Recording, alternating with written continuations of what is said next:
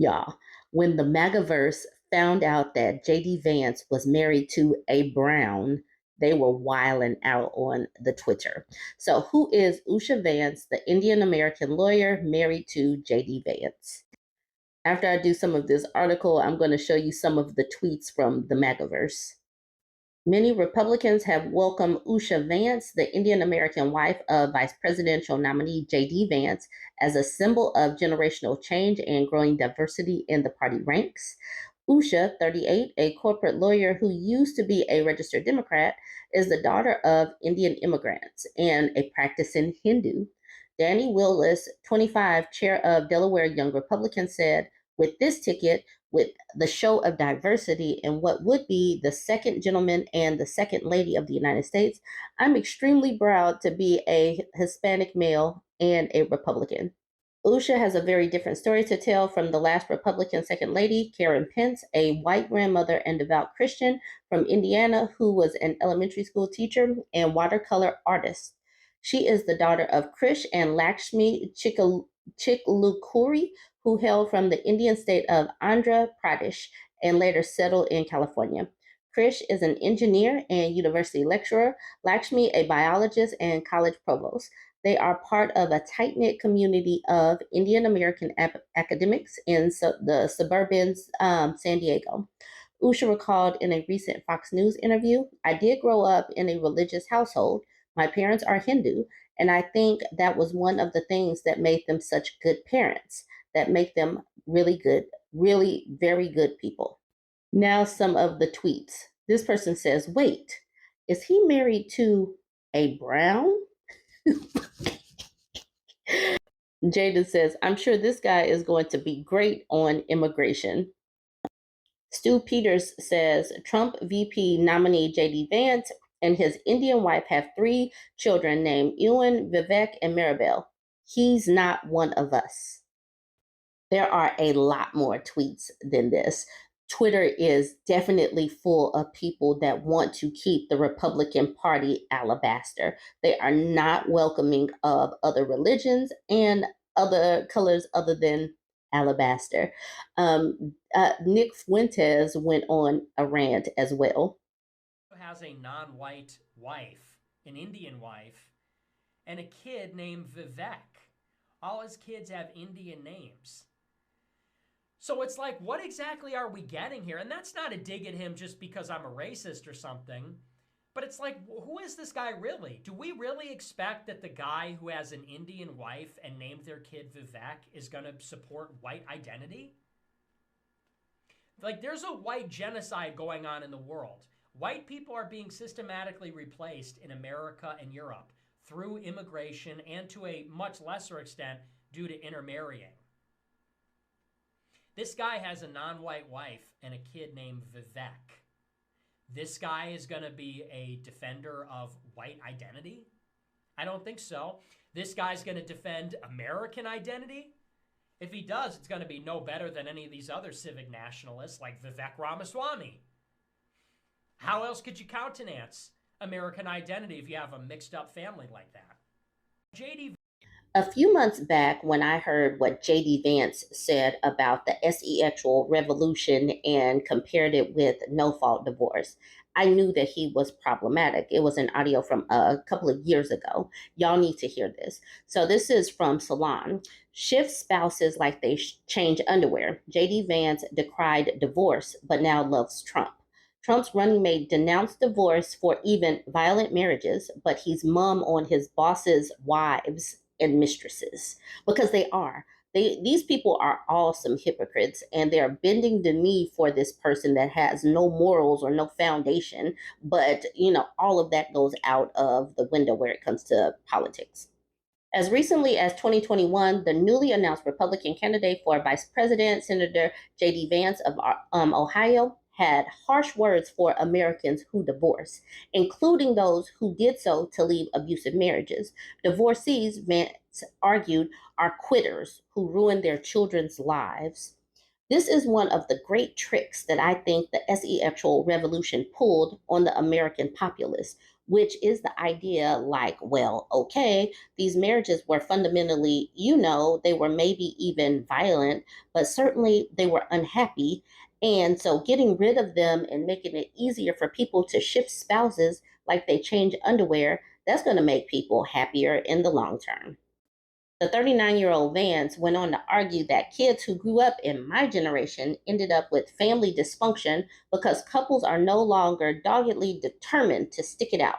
The Hillbilly Elegy author held up his grandparents as role models because they were together to the end, despite an incredibly chaotic marriage. So he thinks that raising children in dysfunction, chaos, and abuse is much better than raising them in a co-parenting situation where the mother might be safer from a violent spouse. That is what he is saying. But while Vance may sneer at women who prefer safety rather than till death do us part, he conveniently had no quarrel with Donald Trump, who has been divorced twice, has children with three women, and a lengthy history of chronic adultery. Vance glowed with excitement at the Republican National Convention in Milwaukee Monday evening as delegates chanted his name. The freshman senator's months of bowing and scraping had paid off when the thrice married Trump, famous for bragging about SA, named Vance his running mate. In 2021, Vance lamented the supposed loss of the recognition that marriage was sacred. In 2024, when Trump received 34 felony convictions for paying hush money to one of the many women he's committed adultery with, Vance whined, "It's a disgrace to our judicial system." It appears that the holy nature of marriage couldn't compete with the opportunity to spend another 4 years of his life kissing the feet of a man he once said he can't stomach. On a surface level, this pairing of Trump's open disregard for basic marital morality with Vance's sanctimony is just an extension of the larger incoherence that characterizes this year's Republican National Convention. It's certainly whiplash inducing to be here, where attendees swing wildly between showy and displays of Christian piety and vulgar and even threatening language towards fellow Americans who disagree with them politically. The shame that usually accompanies hypocrisy was abandoned years ago by this crowd. These people are certainly some hypocrites. I have been cackling at the way they are putting up, these Z-list celebrities that they would typically be castigating for not being pure enough, not being Christian enough. I'm old enough to remember when Michelle Obama was excoriated for wearing a sleeveless dress. And now they have gone completely to the other side where Amber Rose is speaking at the RNC. That's just where these people are as far as their hypocrisy goes. And I definitely want to know what your thoughts are on all of this hypocrisy. So, a woman posted this in my Bourbon Bougie subreddit, this article from The Guardian. It's titled, "Society Doesn't Want My Kids. China's single women forced abroad to freeze their eggs." Calls grow for end to ban. That means only married Chinese couples can access social egg freezing services. When Yang Li turned 30, she gave herself 3 years to decide whether or not she wanted to have children. But as the years ticked by, working a busy job in Beijing, Yang felt none the wiser about if or when she wanted to become a mother. So last year, a month shy of her 34th birthday, she decided to freeze her eggs. The problem was, as a single woman in China, no fertility clinic would help her. Despite China's push to boost the birth rate, only married couples with fertility problems can use egg freezing services or any kind of assisted reproductive technologies. I talked to a doctor, and she told me that to freeze my eggs in China, I either need a husband or I need to have cancer. And I told her I don't want either. After researching various options online, Yang traveled to the Czech Republic in September to undergo an egg retrieval and freezing process. The whole treatment cost her about 25,000 yuan, or that's 26 over 2,600 pounds, plus the annual storage fee. She plans to go back for another round this year. Yang is part of a growing generation of educated urban women who are delaying marriage and motherhood much to the chagrin of China's leaders. Last year, China's birth rate fell to a record low of 6.39 per thousand people, and the population shrank by almost 3 million. Boosting China's birth rate has been linked to the goal of national rejuvenation, and Xi Jinping,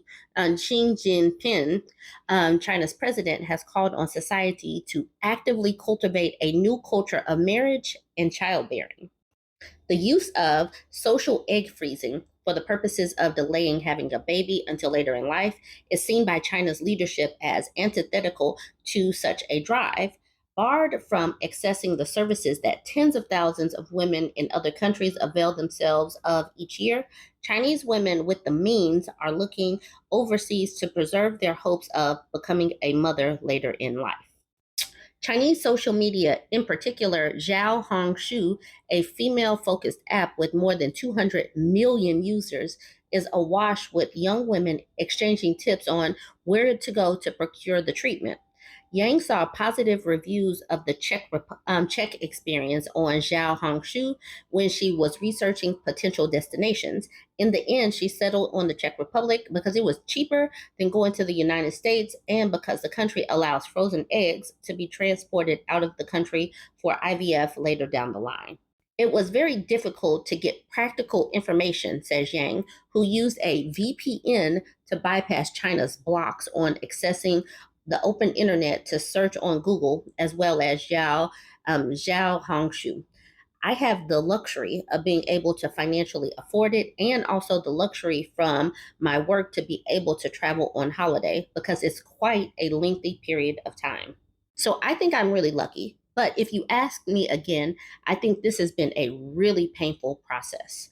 Another woman, 36, recently posted about her experience of traveling to Laos to freeze her eggs. It's not a small amount of money, but for me, it's to appease my fertility anxiety for the next 10 years. Many more Chinese women feel similarly. A study published last year by economists Ren V. Ping and Lang Zhang found that more than 65% of 30 to 34-year-olds hoped to preserve their fertility via egg freezing. But the Chinese government has so far not welcomed this trend. In 2020, the National Health Commission said that allowing single women to freeze their eggs could give women false hope and encourage them to delay motherhood, which is not conducive to protecting the health of women and offspring. The topic of relaxing the rules around egg freezing is routinely discussed at China's political meetings, but so far the national policy has remained fixed. Lizha Zhang, a writer who is working on a book about Chinese women changing attitudes towards marriage and motherhood, expects demographic pressures will force Chinese policymakers to loosen restrictions. It is just a matter of time before the authorities will relax the law, Zhang said. Without making a song and dance about it, most provinces have allowed single women to register their children, and some places even give them maternity benefits. For some women, the changes cannot come soon enough. In 2022, a Chinese court overruled an attempt by Teresa Zhu, a single woman, to sue a Beijing hospital that refused to allow her to freeze her eggs on the grounds that the hospital was violating her rights. Zhu appealed against the ruling last year, but is still awaiting a verdict. For Yang, such barriers reflect a societal attitude that educated older women should not be having children, despite the low birth rate. My theory is society really doesn't want my kids. They don't want kids to be raised by self reflective parents like me. This is hilarious. This just goes to show that children are literally to help keep men anchored to women. Because if these countries really were focused on having babies, they would just let women have babies how they want to. But in China, the one child policy and um, putting men above women, and there just being so many men around, they do not want these single women to remain single and live how they want to live. They need to continue to try to control these women or try to have some semblance of control. And it just really goes to show you that these children are not literally just to continue the population. It's also to control the women and anchor the men, because we all know what happens with these men who are not anchored to a woman. They are failing and flailing. And this is just really interesting to me. And hopefully, it was interesting to you. Go ahead and weigh in your thoughts. Don't forget to like, comment, and share. A couple of days ago, I was talking about two churches embroiled in SA scandals. Now we have another one. So, mystery as Texas megachurch pastor is forced to quit over moral failure and sin.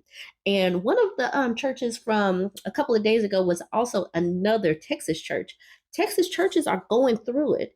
And what's wild about Texas, Texas is one of those states that's supposedly like extra Christiany and pro life, but they are having some issues with their church folks. A longtime Texas megachurch pastor was ousted from his job over moral failure, church leadership told congregants.